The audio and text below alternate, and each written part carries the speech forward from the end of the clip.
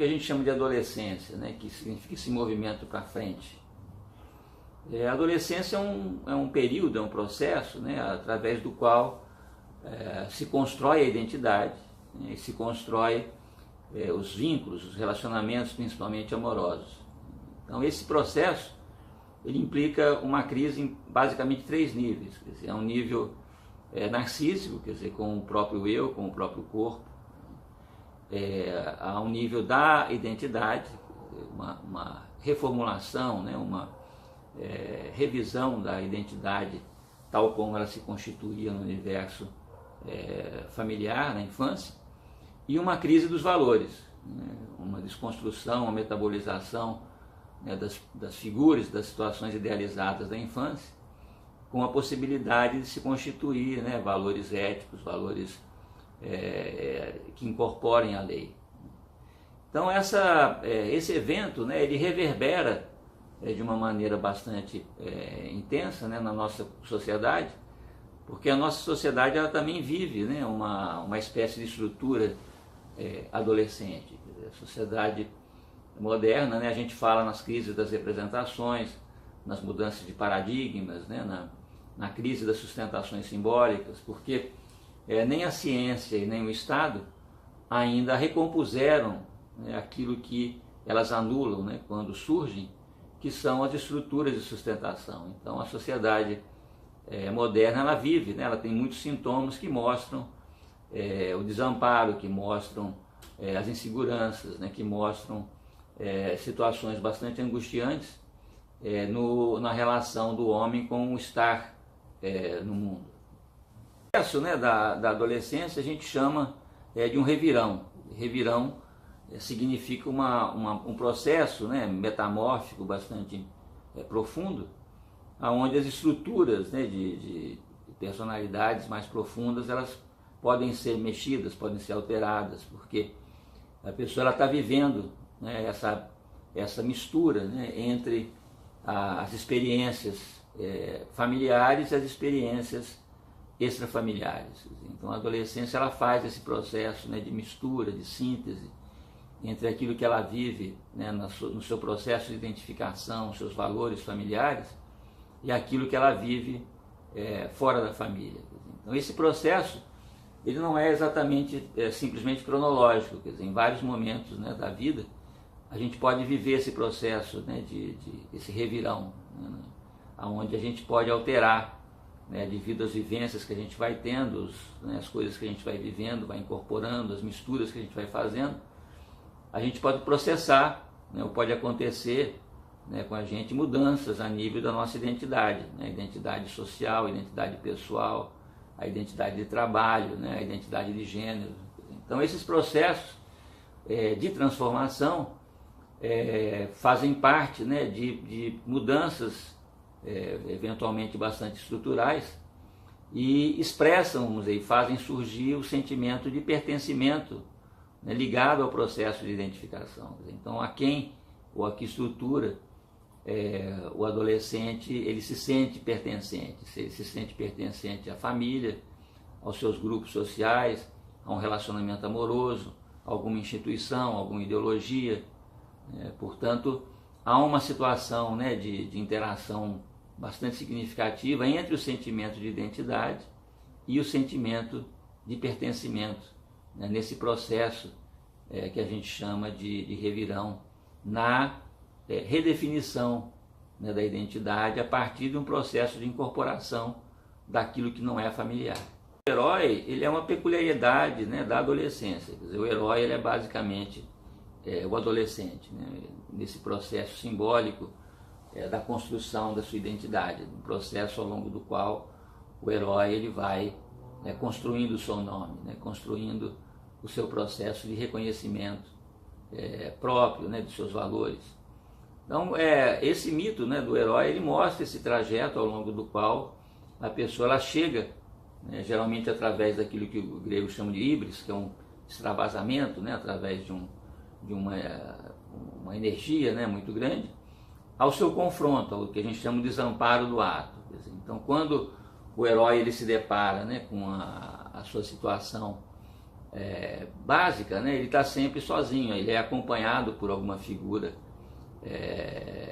um companheiro, acompanhado pelos deuses, né, até esse momento onde ele tem que viver esse desamparo, esse confronto, e experimentar os seus processos de desidealização, né, os seus processos de constituição enquanto um sujeito humano. Então, essa experiência, né, do herói, esse processo do herói, ela é bastante básica, né, naquilo que a gente chama a construção, né, da identidade, e que pode se dar, né, como acontece, né, na figura do herói, em duas formas básicas. A gente tem o que a gente chama o herói que defende o status quo, né, que defende uma instituição, que defende os deuses, ou defende Deus, defende a sociedade, e tem os heróis que se constituem por confronto, né, que se constituem por corte, né, que se constituem pela diferença, né, como a identidade também ela tem esses dois processos, quer dizer, ela pode se desenvolver com base, né, num processo de semelhança, né, ou de imitação, como ela pode se estabelecer na forma de um corte, né, na forma de uma ruptura. Na medida em que o adolescente está construindo a sua identidade, a sua função subjetiva, né, o seu sujeito, ele está relativamente vulnerável, relativamente frágil, né, relativamente exposto, né, a uma série de intercorrências. Ao mesmo tempo, é uma época em que se perpetra muitos abusos, né, há muitos abusos em torno do adolescente, abusos morais, sexuais, né, psicológicos, por parte do ambiente e por parte dele mesmo, né, em relação a si próprio, né, que abusa, vamos dizer, excede aos seus limites, às suas condições de possibilidade, né. Então, isso ameaça aquilo que o Winnicott e o Lang eles chamam do self, né, aquilo que a pessoa desenvolve como sendo si mesmo, e há a possibilidade da construção do que a gente chama do falso self, né, um falso si mesmo, que pode, né, dentro desse conflito, né, na adolescência, nesse processo onde se vive um aumento grande, né, em relação à pressão da realidade, as coisas que a pessoa tem que viver na realidade, tem que resolver dentro da realidade. Esses processos eles podem se constituir de uma forma bastante crítica, né, porque as experiências do parricídio, né, onde o adolescente vive esse processo de redefinição dos ideais, né, a desconstrução das figuras idealizadas ali da infância, né, na constituição dos valores pessoais, a situação edipiana, né, que é vivida ali dentro da família, tanto pelo adolescente quanto pela própria família, se torna muito intenso, se tornam muito mais concretos, né, do que da maneira imaginária que é vivido, né, mais na infância. Portanto, essas atuações, né, que a gente chama ali do parricídio, a gente chama das estruturas edipianas, são vividas, né, esses conflitos, essa situação ela é dramatizada, né, de uma maneira muito intensa na adolescência, e é importante, vamos dizer, que aconteça essa dramatização, e o processo, né, da maneira como essa dramatização acontece vai definir, né, os matizes da identidade. De identidade e a construção dos relacionamentos amorosos, a definição do gênero, a identidade de gênero é uma coisa muito forte, né, na adolescência. E essa identidade ela é constituída de uma reunião de diversos fatores, de diversas linhas de força. A gente tem o aspecto biológico, né, a diferença biológica. A gente tem o aspecto da identidade, né, que essa identidade ela se baseia ali, né, nos processos de identificação da criança, do adolescente, com os seus elementos, né, as suas figuras de identificação. Depende muito do encontro entre aquilo que o Jung chamava da imago, né, que é a imago masculina, que é o ânimos, né, e a feminina, que é a ânima, com a maneira como, né, o seu pai, a maneira como a sua mãe se apresenta, a maneira como ela percebe essas figuras e a coincidência ou não, né, dessas figuras, né, da realidade com o seu ânimos ou com a sua ânima nesse processo de identificação. Então a identidade, vamos dizer, de gênero depende, portanto, né, desses processos para estabelecer o que a gente chama do aspecto psicológico, né, da identidade. Um outro aspecto importante é quanto ao desejo. Então, o desejo masculino, né, ele se prende muito a questões ligadas a representações fálicas, né, objetivas, concretas, né, de conquista, de realização, enquanto o desejo feminino ele está mais ligado ao erotismo, ele está mais ligado a processos de transformação, a processos ligados ao desejo de saber, né? Por isso que ali, né, a Isha, né, a Eva, ela introduz essa questão ali no paraíso, nessa árvore, né, que era ao mesmo tempo o sexo, mas também o desejo de saber, e estabelece, né, uma transformação, uma mudança, um questionamento nas estruturas de poder, que é o que leva ali, né, o Adonai a interrogar a Isha, né, ali no paraíso, o que é que você quer, né? Como o Freud, né, no final da sua vida, diz que uma das questões que ainda ele se deparava era quanto ao que quer uma mulher,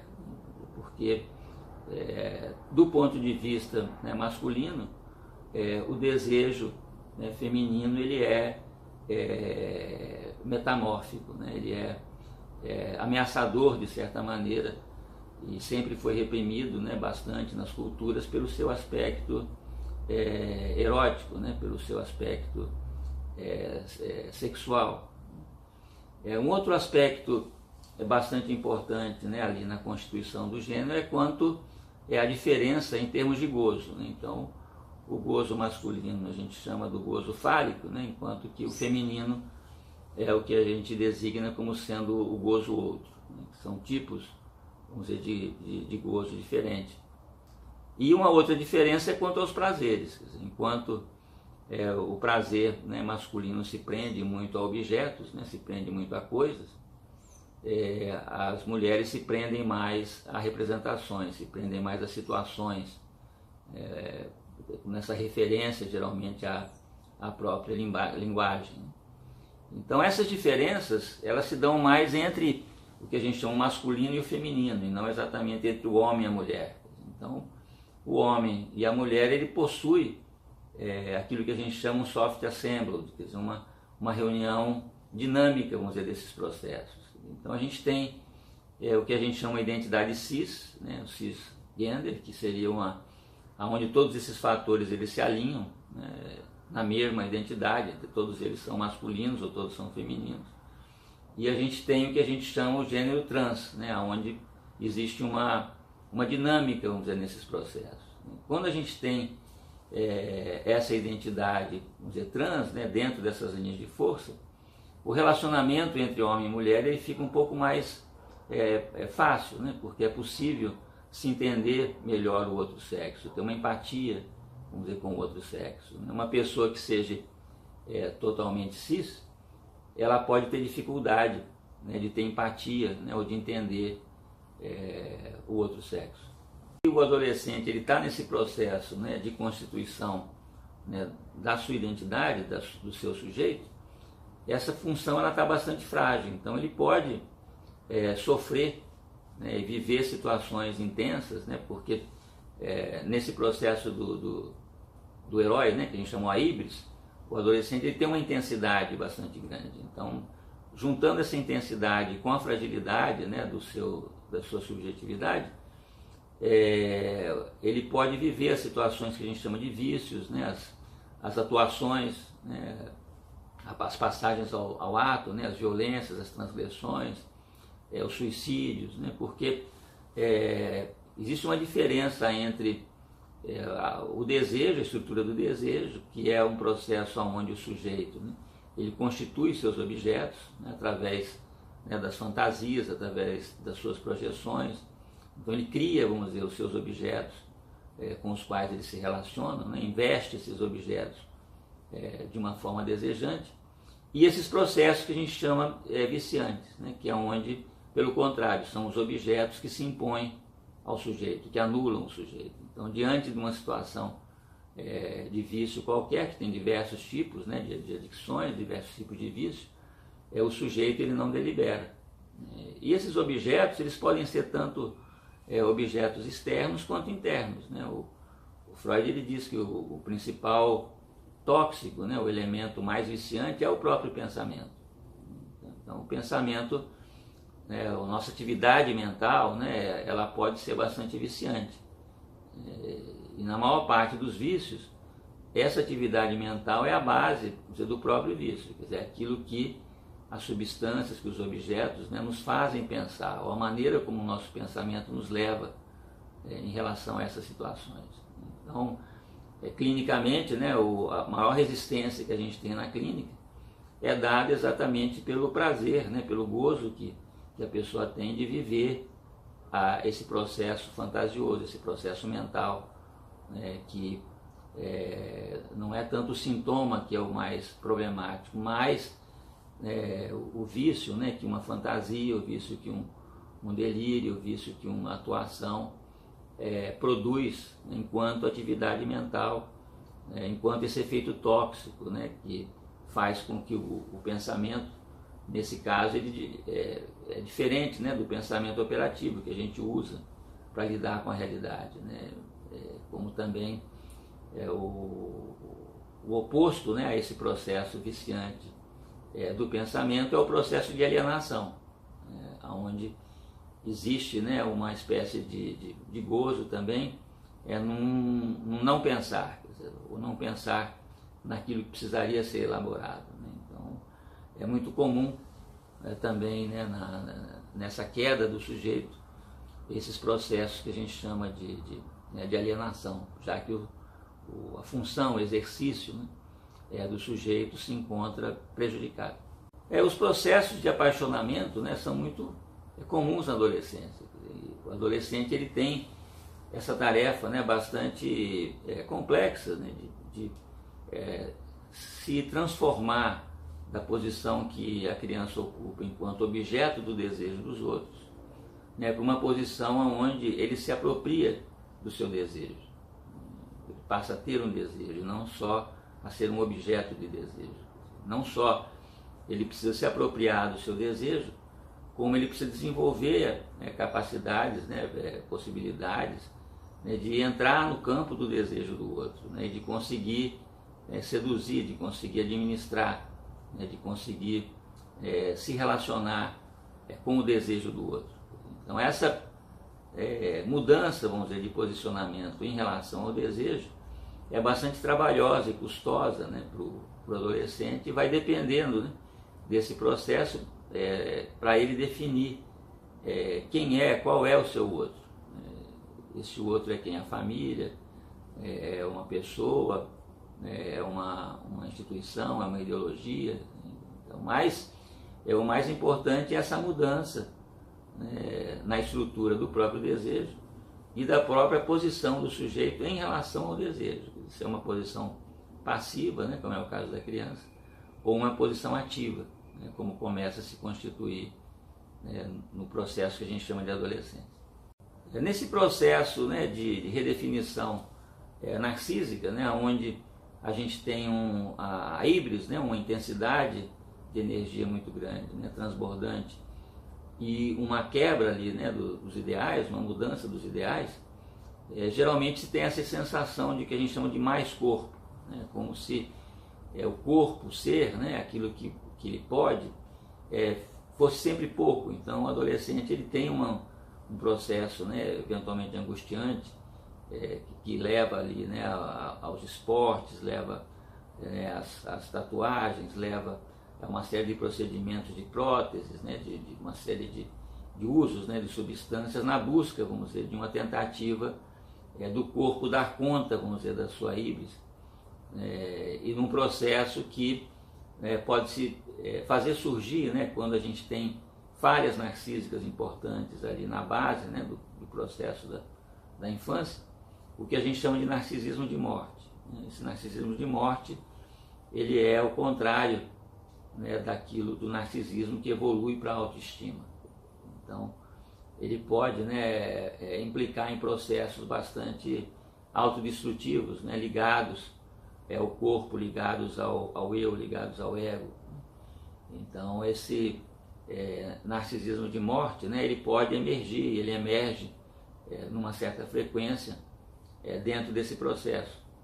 E, de certa maneira, faz parte um pouco desse processo, né, do narcisismo de morte, mas também do próprio processo, né, de transformação, né, do adolescente, o que a gente chama de surgimento do estranho. Né?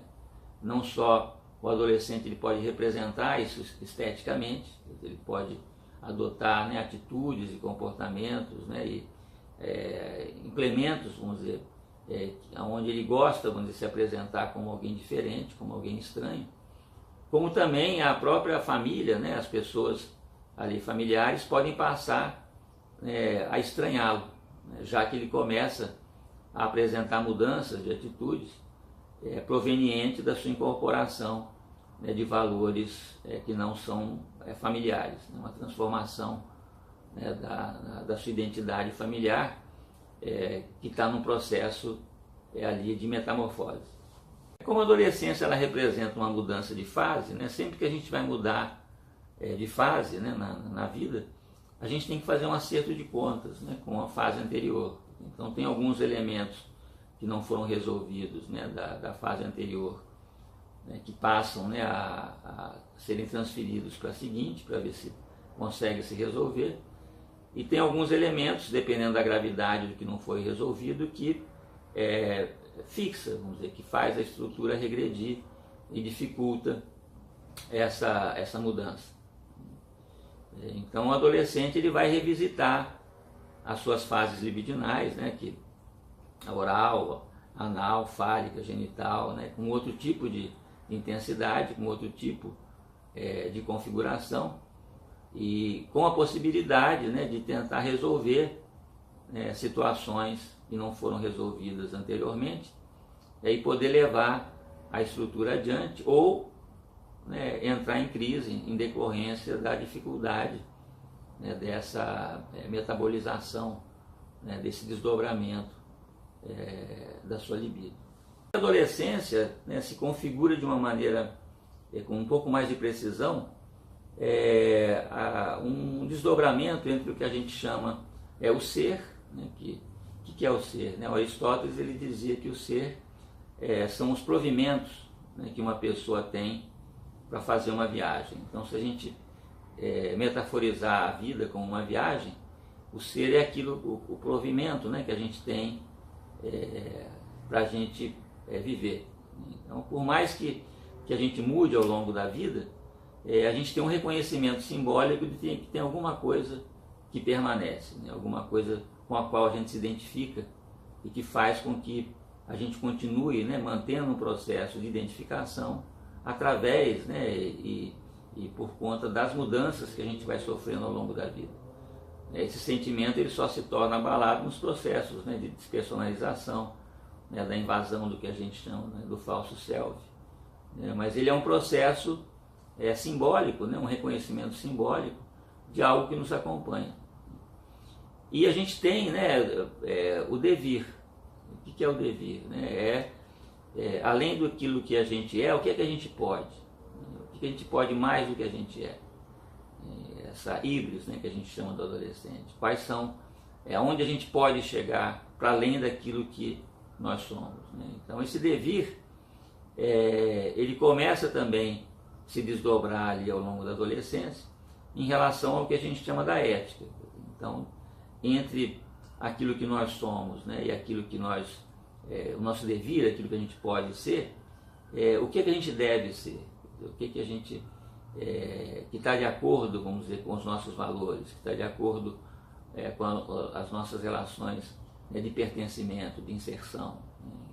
Então essas instâncias, né, do ser, do devir e da ética, elas estão numa metabolização de certa forma crítica, né, e complexa ali ao longo, né, do processo da construção, né, da identidade, né, de tal maneira que que o Winnicott, né, ele diz que não tem exatamente assim uma crise da adolescência. Quer dizer, a adolescência ela é uma crise, né, nela mesma, porque ela está vivendo processos intensivos, processos radicais, né, de mudanças, né, estruturais bastante significativas.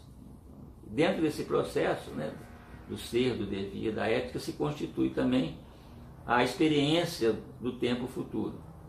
Então, o adolescente ele já começa a ter perspectivas de futuro, quer dizer, o que ele quer ser no futuro, como ele, né, se projeta no futuro, né, de que maneira, né, aquilo que ele faz, que ele vive, que ele pretende realizar no presente, vai na direção ou não vai na direção, né, daquilo que ele constitui como futuro, né? Porque o futuro ele não é uma instância, um tempo vago, né, um tempo abstrato, né? O futuro é sempre o meu futuro.